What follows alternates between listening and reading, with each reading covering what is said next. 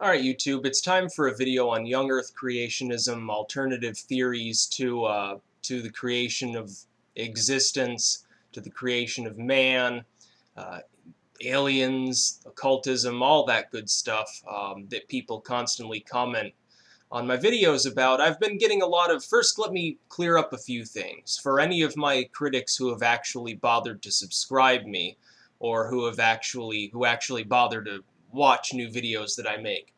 First misconception about me is that I'm a devil worshiper and I believe in the Christian Satan. That's not true. I left Satanism. I've explained this before. That doesn't mean I dislike satanic philosophy. I left that in favor of general occultism. I'm very pro-pagan. I haven't chosen a specific path because my own beliefs and my own desires go beyond any specific religious group, any specific school of occultism. So I embrace it all and I study it all and I derive my own conclusions from it. From Eastern religion, Western, everything. So I don't believe in the Christian Satan. My own feelings on this figure is that it's simply a perversion of figures like Prometheus, Enki, Seth, all of these other figures from pagan antiquity, and that those beings likely are essentially recording extraterrestrial beings that came down in the past. If you look at all these cultures, they talk literally about these gods being physical, literally coming from the sky. Some refer to them as sky people or star people or whatever. And they're quite clear that these are physical beings that simply have great power. They refer to them as gods because they don't have any other term for them, because they're so far beyond mankind and their abilities. One other misconception being people today often think a god has to be singular. For one, there can only be one. That it has to be capable of creating all existence, that it's immortal, timeless, all-powerful, it never goes away. It's not really truly physical, although it can take physical form, as you see in the Bible or any of these other texts. That's not the case. Actually, that's a fairly new idea within religions of the modern age, dating back to Judaistic times. Although the Jews were henotheists, they were not monotheists. That's something that people don't seem to understand. Even Zoroastrianism, which is often seen as the root of a lot of the modern morality, was not strictly monotheistic. There were two major deities, each with their host of angelic and demonic forces, so it could be said to be polytheistic too. Christianity could be said to be polytheistic for those who believe that Jesus and the Father God and are separate. Of course, Satan is also immortal. He just ends up suffering forever. He's technically a god of sorts, just an evil god. I believe there's no such thing as monotheism. There are no monotheistic religions in the world. They're all polytheistic. When you really look at them, all the angels and demons are basically deities of some sort. Another misconception being that I'm an atheist. I'm not an atheist, but I'm not a theist either. I don't believe in or worship any specific god. So much as I remain agnostic on these topics, I derive my own conclusions from what I study, which is a vast pool of literature from dozens of different backgrounds, and I have no intention of stopping. People seem to think, and this is common to Christians, it's common to Muslims, it's common to everybody, they look at their religions as the end game, as the end of a path. Once they choose that religion, they are enlightened, they are saved, they are whatever. They continue that till they die, and then forever is infinite, heavenly, everything they could ever want. I look at spirituality and the occult as a path, a multi-branch path that has no end. The paths simply branch off forever, and I can go down any which one I want. I can explore forever. I believe strongly in reincarnation. I have my own reasons for believing in that. I don't ask that others, blindly accept that. I would say, in my own belief system, they should study for themselves and they should find what works for them. If they want to be a Christian, so be it. But Christians and Muslims particularly, come to my page. They spam all this nonsense, their young earth bullshit with Kent Hovind and all these other bullshit artists. They don't know what they're talking about. They mix logic and science, they attempt to mix science with spirituality. They're doing it the wrong way. Their idea is the exact polar opposite of what science does. Science, most often, comes to a logical conclusion about the world around us, evolution, anything like that. And it says spirituality doesn't know what it's talking about and has no place in science whatsoever. Spiritual people, the evangelicals, the young earth creationists, the hardcore Muslims, all these different groups that we're used to, they say, no, no, no, our book is correct, and if science disagrees with it, science is wrong. The two can't mix, and some of them go even further, and they try to bend science to their whim, like people like the young earth creationists, who are constantly talking about, oh, here's evidence that dinosaurs and humans coexisted, which is nonsense. The proper way to look at it is science and spirituality are separate. Yes, they have their own separate functions. Where they mix is where you want to look. And every occult school seems to have come to this same conclusion, that the two are inseparable in some areas. That's what that's what the Nazis delved into. That's what the Thule Society delved into. That's what the Vedic groups delved into, alchemy, all of these things, some of which ironically led to modern science and modern spiritual thinking. This fusion between the two forces, and you can look at them as the feminine and the masculine forces. The true spiritual force is the feminine. That's how it's represented in Eastern paths. The scientific, the logical, the organized force is considered the male aspect. Upon mixing the two, you create an even greater pool of power and wisdom. And that's a fairly good philosophy. That's where I'm looking into right now. It could be that I find that that's bullshit too. I won't know it until I've tried it, but I'm not an atheist and I don't worship the devil. I don't believe in the Christian devil. I don't believe in the Christian God. I don't care about the Christian God. I don't care about the Bible. I've read the Bible 5-6 times. There's really not that much in it that makes any sense to me. There are a few verses and passages that I mix into my studies, and there are plenty of scriptures that weren't included in the Bible, but probably should have, that are more reliable than any of the things that got canonized by the Catholics. And the young earth creationists look at the KJV and say, this is the real scientific manuscript of the world. They don't understand the books that they're using are just a retranslation of the original Catholic Bible. While at the same time, a lot of these people think the Catholic Church and the Pope is the Antichrist, which makes no sense whatsoever. If they want to do that, they might as well go through all the other books that were categorized for possible inclusion and make their own sort of Council of Nicaea, circa 2013. That's what they should do if they really want to look at it in a proper light. But no, I'm not a Satanist anymore, but Satanists don't worship the devil either. My personal belief at this time, wait, first one more thing. So many people, so many Christians and Muslims have come to me and they've said, you've changed your religion. That just shows that you're not competent, you don't know what you're talking about, or you're not confirmed in your beliefs, and you're still questioning, and I'll pray for you and I wish you well to come back to Jebus, to come back to Jehovah, and they say all of these things. They say basically the fact that I've changed my religious views over time is evidence that I'm not confirmed in my beliefs, and evidence that I'm just a little lost lamb who needs guidance. That couldn't be further from the truth. These people are stubborn. They believe that the one book they were raised with is the only way to heaven and the only way to live their life.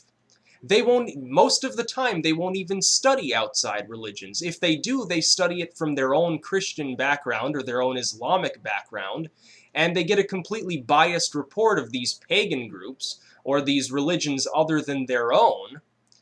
And these biased sources don't know what they're talking about, because to them, when a hardcore evangelical Christian studies some pagan society and its beliefs, they're going in with a mind to the fact that that group is worshiping the devil and evil and wrong and needs to be converted to Christianity, whatever branch of Christianity they happen to hold dear. The Muslims do the same thing. The problem with all of these Christian and Islamic scholars that people crow about all the time, and all of these young earth so-called scientists, none of which seem to actually have a scientific degree, is that they have so much personal bias and they have such a vested interest in making the world around them conform to their presuppositions and beliefs that they're not looking at it with a clear eye. They don't challenge their own beliefs.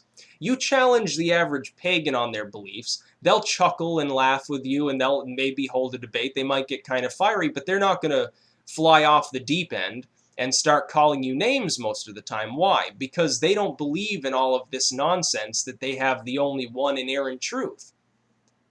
Most religions in the past did not believe there was one inerrant truth.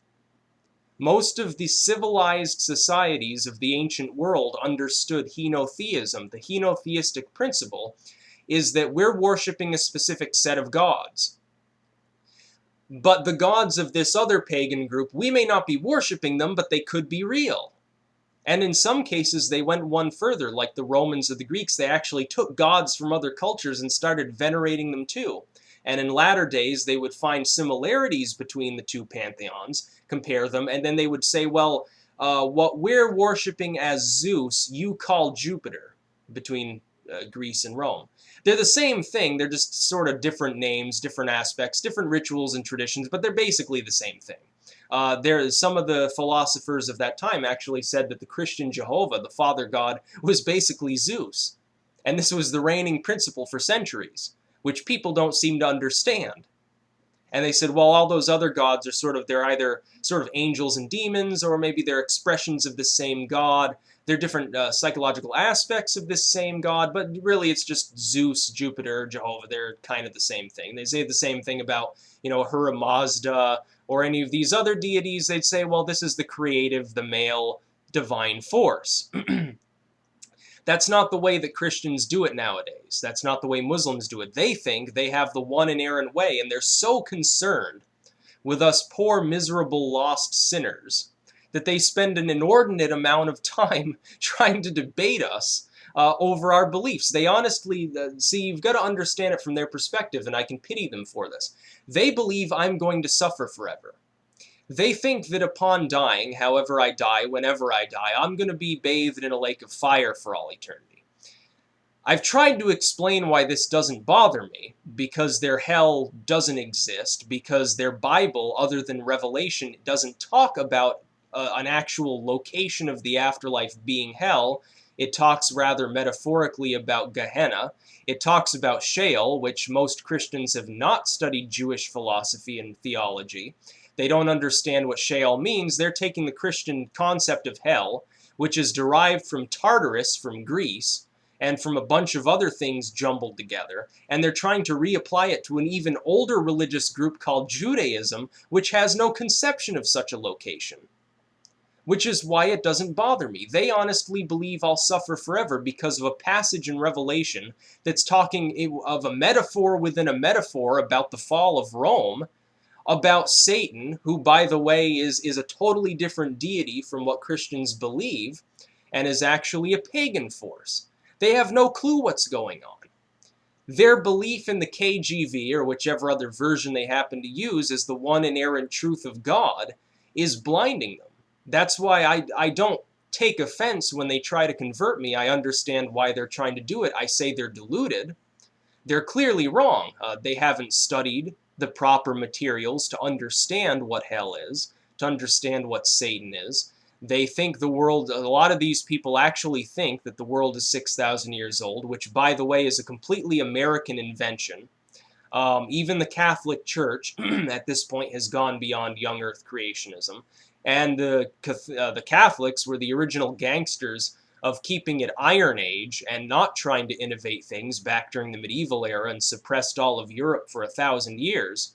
And the glory of Rome gave way to the Dark Ages, partially because of the existence of Catholicism, which, in opposition to the older pagan groups, didn't like the idea of new technology, of medicine, of surgical procedures. It didn't like the idea of tolerance of other cultures. It liked the idea of spreading by fire and sword, just like Islam. That's why these two groups reigning over the world during the Dark Ages if it weren't for the plague wiping out a great deal of people and for their abandonment of hardcore religion during the Renaissance, then we would have stayed in the Dark Ages forever and probably eventually gone out of existence in Europe and at least the Middle East, where these religious groups were prevalent. Meanwhile, the Chinese, who didn't give a shit what you invented, were inventing gunpowder and supposedly wheeled carts that had sails on them that could go 50 miles an hour across the desert, while Europeans were still using primitive wagons.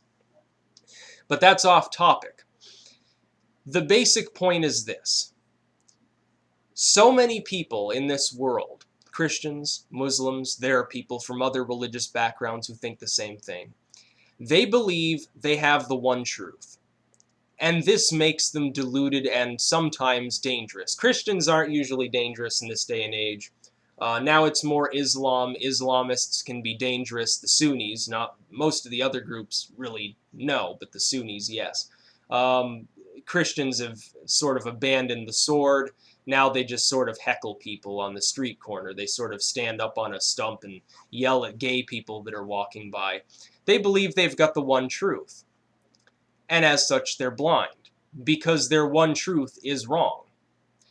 Because it's not the result of any of their own study. It's not the result of having... They don't study archaeology. They might listen to some evangelical young earther who rants about how the world's 6,000 years old, and oh, by the way, I found this wheel in the wrong strata, so it must be true.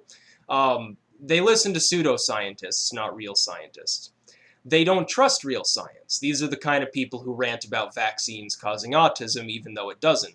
The problem being the older religious forces, the pagans, whatever the case may be, mixed science with spirituality. As a result, the world, you do realize, this is something that people don't seem to realize. Ancient Rome at its peak was no less advanced than the Western world was in the early 1900s. It really wasn't. But for a few inventions that they probably would have invented had Rome not fallen fairly quickly, we'd be 1,000 years ahead of what we are now. Literally.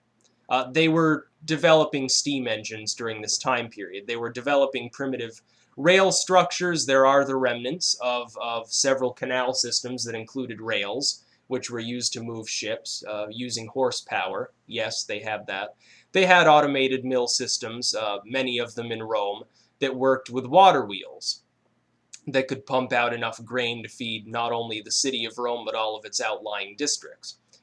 These were not stupid people. They achieved this because science and religion, or spirituality, properly said, were not considered antithetical to one another. They were considered complementary. They considered science a legitimate function of spirituality, and they considered spirituality a legitimate function of science. That's why they succeeded.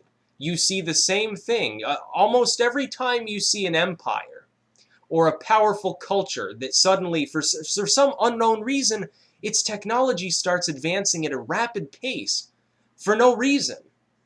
And people sit back in stupefaction and they look at Rome or Egypt, even Nazi Germany, when they started developing missiles that could fly all over Europe. How did they build these things? It's because they were taking spiritual texts, and the Nazis did this too. They were taking spiritual concepts and applying them to science, and taking scientific concepts and applying them to spirituality. The priest was a scientist. And an incredible leap forward. Every time one of these cultures arises, they make leaps and bounds. There's one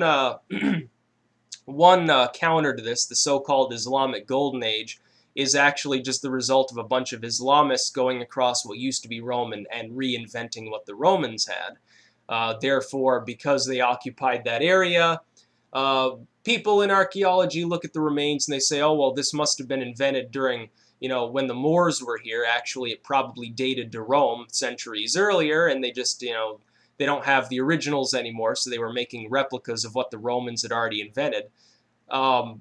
The Romans were capable of building 10-story tall metal-covered towers and using them as siege engines.